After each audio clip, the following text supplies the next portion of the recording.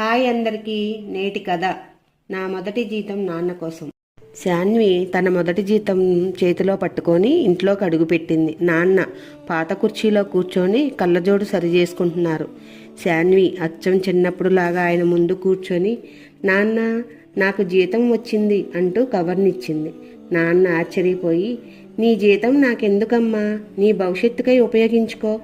శాన్వి మొహంలో చిన్న చిరునవ్వు. నాన్న, నా భవిష్యత్ అంటే మీరే. మీరు నన్ను చదివించకపోతే నేడు జీతం ఉండేదా? నాన్న ఏదో మాట్లాడాలని చూసినా మాట రావటం లేదు.